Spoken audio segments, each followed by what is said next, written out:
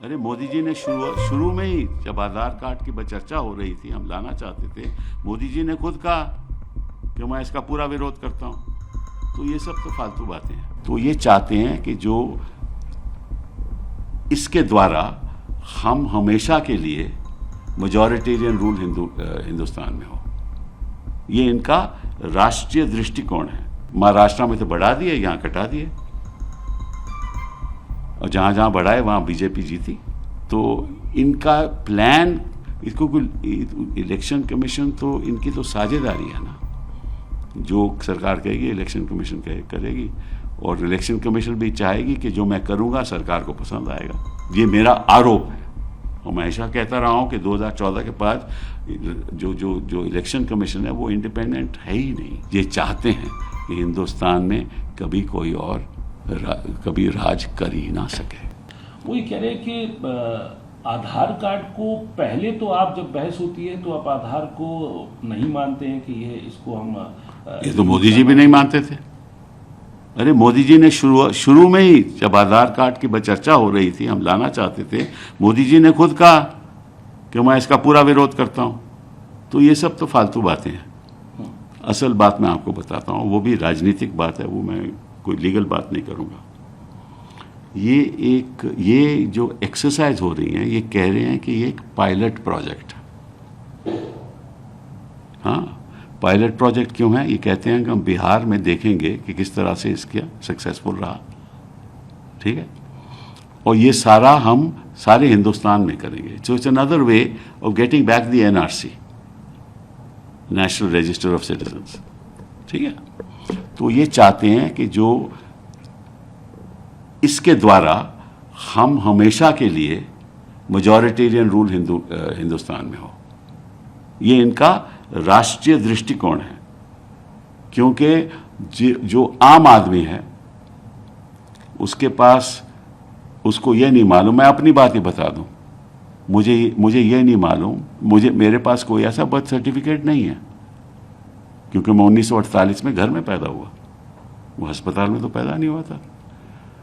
तो ये जो उन्होंने फॉर्म दिया है 11 डॉक्यूमेंट्स का, उसमें लोगों को बताना होगा कि भाई आप अपना बर्थ सर्टिफिकेट दो। तो बर्थ सर्टिफिकेट कितने लोगों के पास है?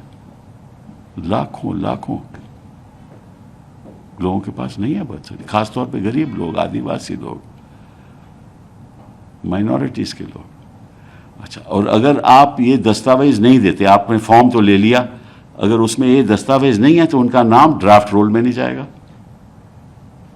इसका मतलब उनके वोट कट जाएंगे। महाराष्ट्र में तो बढ़ा दिए, यहां कटा दिए, और जहां जहां बढ़ाए वहां बीजेपी जीती, और जहां जहां काटेंगे वहां बीजेपी या जेडी जीतेगी, ठीक है ना। तो इनका प्लान, इसको इलेक्शन कमीशन तो इनकी तो साझेदारी है ना, जो सरकार कहेगी इलेक्शन कमीशन करेगी, और इलेक्शन कमीशन भी चाहेगी कि जो मैं करूंगा सरकार को पसंद आएगा, क्योंकि इनका राजनीतिक फायदा होगा।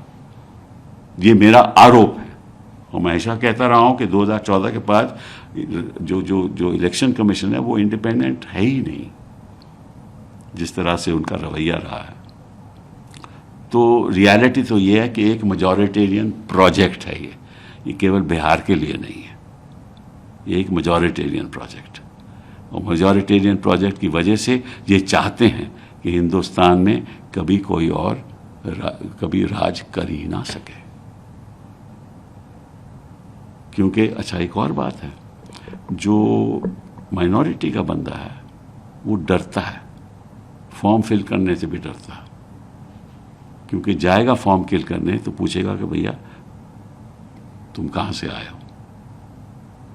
तो मतलब जो इतने बरसों से यहाँ रह रहे हैं उनकी जो है नागरिकता वो भी खतरे में आ जाएगी।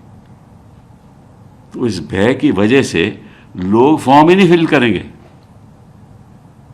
और करेंगे तो उनके पास डिटेल नहीं होगी। तो ये एक छोटी मोटी बात नहीं है, ये सबसे बड़ा मुद्दा हमारे देश के सामने खड़ा हो गया है।